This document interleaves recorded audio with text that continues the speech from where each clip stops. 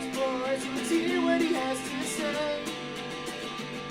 His name is NetsBoy, he thinks the world is all over when the Nets just can't play. What up, Net fans? NetsBoy here, bring your latest in your Brooklyn Nets news. All right, let's go. Like the usual, let's dive right in, because it's been a long time since the last episode, blah, blah, blah. Same thing, like I say every time, which is also what I say every time I say the same thing every time I say the same thing. Get it? Got it? Good? All right, let's go. So, the Nets are currently 23-48. They're coming off of back-to-back wins for the first time since January, which just goes to show you how bad this year has been. But hopefully they look better, and hopefully they can end the season on a high note. Now, they've been eliminated from the playoffs. That actually happened a couple weeks ago, but I haven't had an episode in about 3 weeks, so I haven't really been able to go over that. Maybe even longer than 3 weeks. I don't even know. It's been a long time. I got to do a better job of getting these episodes going. Like I said, I'm a very busy guy. I have a lot of things that I'm doing all the time, but I got to dedicate some more time to NetsBoy, I think, because it's kind of frustrating. It even frustrates me that I only do like one episode a month when I used to do once a week. But anyway, side note, or side whatever. Forget that. But anyway, they're 23-48, been eliminated from the playoffs, but they won back-to-back games. Now, granted, those were wins over the Mavericks and the Grizzlies, two teams that are actually worse than them records-wise. So it's hard to really get super excited. But hey, at least they beat the teams they're supposed to beat. That being said, they have 8 games left. I predicted at the beginning of the year 30 wins for this team. They're at 23. Are the Nets really going to go 7-1? Probably not. I would love it if they did, but once again, I think my prediction of their record is going to fall short. It has every year since I've done NetsBoy. I should just whatever I expect, I should just subtract like 5 to 10 wins from it, and that's what my real expectation should be. Because unless they go 7-1 these last 8 games, they're gonna not have 30 wins, which is what I expected them to have. But either way, the good news is the team is fully healthy, obviously minus Jeremy Lin. But fully healthy, and not only fully healthy, they're back engaged and back into the flow of things. They've been healthy for a while. Ronnie Hollis-Jefferson and Karis LeVert came back a couple weeks ago, but they haven't got back into the game flow. But now they are, and now you can see this Nets team kind of being what we were hoping they would be, and we can see how they mesh and how they play together. Jahlil Okafor, I think it's over for him. He had one really good game against the 76ers where he actually played because Dante Cunningham left with, I think, a concussion or whatever, the contusion on his head, or I don't remember exactly what it was. He got elbowed. Okafor played great in that game, and this is the one thing that's been getting me mad. Okafor's been sick. That was the issue. He had the flu, they believe, the flu-like symptoms, and he was sick for 2 or 3 weeks and got completely knocked out of the rotation. But now he's back. Except for the game against the 76ers, Kenny Atkinson's barely playing him. And it's just very frustrating because you saw in that 76ers game just how good Okafor could be if he has an opportunity to play. And I'm going to be honest, I don't know if the Nets are going to bring him back next year. He's a free agent. I think they're 100% invested in Jared Allen for good reason. And I think that they're just going to say to themselves, Jahlil, man, like we like you, but you don't quite fit our style, this fast-paced style.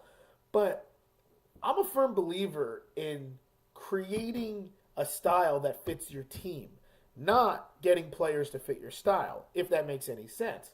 So, look, Jahlil Okafor to me is a gifted low-post scorer, a gifted offensive player, very similar to the way Brook Lopez was, except doesn't have the ability to knock down the perimeter shot like Lopez does, something he needs to work on, but he's a talent. He really is. We saw that in the 76ers game. We've seen it, his first year in the league. We saw it at Duke. This guy is a very good big man. I'm never going to say he's going to be an elite big man. I'm never going to say he's going to be a great center or anything like that. But he's a very solid to good low post player and someone that could really help this team. Like, I feel like with the Nets and Kenny Atkinson, the Nets not utilizing him, not playing him, not giving him the ball in the post, I feel like they're not actually utilizing all the talent this team has. Because as long as you keep Jahlil Okafor on the bench, a former third-round pick, a guy who's 23 years old, not even, I think he's 22 or 23 years old, former third-round pick, a guy who has tons of potential. The fact that you have him sitting on your bench, basically rotting away, is a waste of talent. It's not utilizing your team. And I get it. Once again, this Nets team wants to all invested in Jared Allen, and they also want to play this fast-paced run-and-gun style. That's fine, but I just feel like you have this guy, you should use him. And personally, and hindsight's 2020, and it's not necessarily true, but I personally believe that if Okafor had played some of these other games, perhaps the outcome could have been different, because when you have a low-post presence or someone else who can do something other than run up and down the court and shoot threes, it keeps the defense honest. Now, look, the NBA is evolving. It's getting away from the low post isolation back to the basket player. I get it. But Okafor still is someone who I feel like the Nets should have been playing throughout this last 10, 15 game stretch. Obviously, he was sick, but even when he came back from the illness, he's been back for about a week and a half from his illness. Somebody who should still be playing, in my opinion, 15 to 20 minutes a game, in which he's getting 5 to 10 touches a game in the post, and see what happens. Like it's almost like you should have two types of offenses. You have an offense with Jared Allen on the floor, or more run and gun, pick and roll. Throwing my pen. I always throw my pen. Anyway, a run and gun, pick and roll style offense with Jared Allen. Then you put in Jahlil Okafor and play a more triangle type of offense where you give the ball in the post a couple times and just give the guy an opportunity to change up the offense. Believe it or not, doing something like that will mess up a defense more often than not, and actually would work well for the offense. Now, it could also mess up the offense, which is why coaches don't do that. But in my personal opinion, I think it would work. But look, I think his days are numbered. There's 8 games left. I don't know how much he's going to play. He's a free agent. I really don't think the Nets are going to bring him back. I would. If I was the Nets, I would re-sign Jahlil Okafor to a really small, cheap contract and say, hey, listen, you came away halfway through the season.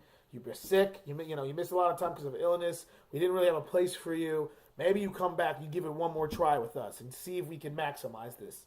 But if I'm Jahlil, I'm kind of saying, I don't know. I don't think so, Nets. You brought me on board. You even traded away Tyler Zeller, the guy who was kind of in my way, to make room for me, and now you're playing Dante Cunningham as the center? Like, come on. Quincy Acey as the center? Is that really the best option? So I just get very frustrated because I really do believe that Jahlil Okafor could really be a factor for this Nets team, but they just don't play him, and it's very frustrating. But that being said, who knows what's going to happen in these last 8 games? Man, maybe Kenny Atkinson says, "Hey, let's play him. Let's see what we can do." I mean, I don't see the harm in playing him. The Nets aren't making the playoffs. Obviously, they want to see what Jared Allen can do, and they want to see what this team is capable of, because there are going to be a lot of question marks going in the offseason. What's going to happen with Jahlil Okafor? Joe Harris is a free agent. Spencer Dinwiddie's got a very nice contract, but he's going to probably want an extension. The Nets going to try to make room so they can give him an extension, or they're going to try to trade Dinwiddie.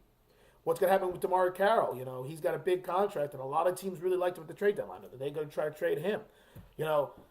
Jeremy Lin, is he going to actually play next year? He already opted into his contract. Are the Nets going to keep him and try to have this crazy guard rotation going on with Spencer Dinwiddie, D'Angelo Russell, Karis LeVert, and Jeremy Lin? That's a great rotational guard. Where does that put Isaiah Whitehead, who, by the way, has been tearing it up in the G League? I think he had a 52-point performance about 2 weeks ago.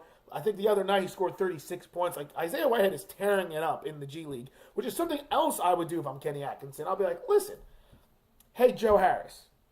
And I love Joe Harris. I love Joe Harris. Let's take a seat in the back. Let's push you to the back. Or DeMar Carroll. That makes more sense. DeMar Carroll is a veteran. Obviously, he brings a lot of toughness. But you say to DeMar, hey, listen, Isaiah's been tearing it up in the G League. Let's call him up.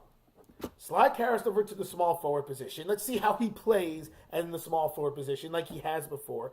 Let's play with Whitehead in the rotation with LeVert, D'Angelo Russell, and Spencer Dinwiddie.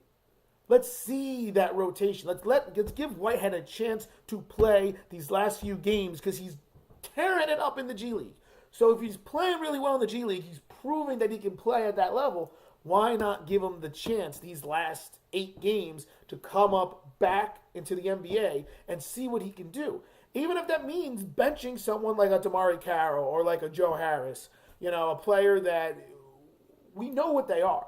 Like, I think it should be Damari Carroll because as great as he's been and as solid of a player he's been, and he's been everything you could have hoped for and some this year, he's not. We know who he is. The Nets are not looking to see can Damari Carroll develop more. So perhaps you end up saying, hey, let's give the young guy a chance. Let's see who he is with the rest of this team. You know what I mean? Like, doesn't that make sense to you? Because that makes a lot of sense to me. And who knows, maybe Wyatt plays well, maybe he plays poorly, you don't know. So these are things that I want to see the last 8 games. I want Jahlil Okafor to play. Same thing, I'm going to say, Dante Cunningham, you're a veteran. We know who you are as well. Quincy Acey, guess what? We know who you are too. You're not going to be any different. So let's put you on the back burner. Let's play Jahlil Okafor. Let's call up Isaiah Whitehead and let's put him in the rotation. Let's play these guys who we don't know as much about and see what they're capable of the last 8 games instead of playing these guys who we know who they are, because the Nets aren't going anywhere. All right, they have no draft pick, so losing doesn't matter if you lose or win, and they're already eliminated from the playoffs. So even if you try to win, it's not going to help you. So now it's about development, right? That's what the whole point of this game was development. So let's develop.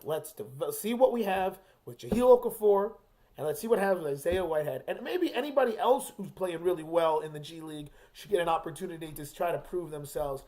I get it. The Nets want to win games. I want them to win games. But why? Let's not forget the fact that this team still is in the rebuilding phase, and we still need to see what they look like with all the pieces together. So that's something I want to see moving forward. We'll see what they do. Like I said, they got 8 games left.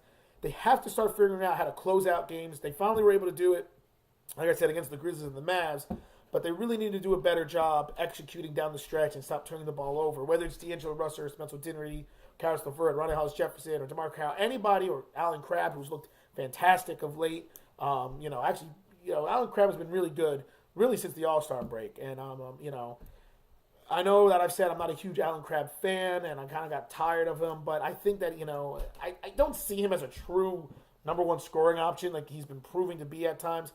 But I think he is a solid player. We'll see. He's on the cusp of a record of the most threes by the Nets in a single season. So by a net in a single season. So that's pretty neat. But we'll see what happens moving forward. They have to learn how to close out games better. But I just want to see these guys play that haven't played yet, that we haven't seen. 8 games to go. Why not? Come on, Kenny. Why not play these guys? All right.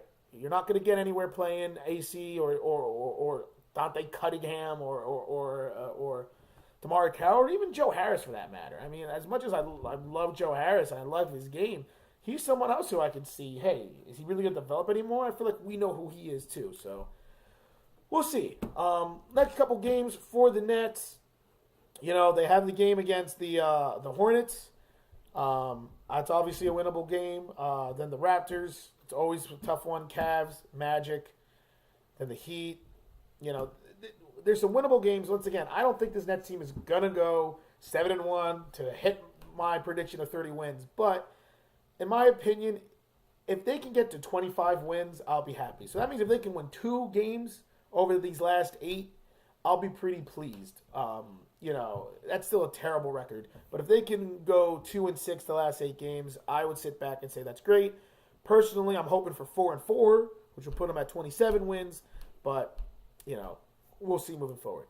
So there you have it. So let me know what you guys think. If you guys are with me, believing that these young guys need to start playing. We want to see Jahlil. We want to see Isaiah. We want to see these guys have opportunities to play with the rest of the young guys and see what do the Nets really have moving forward. So let me know what you guys think and what you believe will happen the next few, couple games or so on and so forth, and what you're hoping to see. And if what you believe the Nets need to do to help close out games, because like I said, that's been a huge issue with this team. They just can't close out any games. They need better execution from everybody, basically. So let me know what you think. I don't know if I'm going to have another NetsBoy episode before the end of the year. Like I said, things are getting really busy for me. I'm going to do my best to maybe try to fit one more episode between now until the end of the season. But who knows? If not, the next episode will probably be then the season wrap-up show. If not, there'll be maybe one more, like I said, wedged in between, especially if something happens. Like I said, I have to do a better job of doing these episodes and putting time aside to doing them.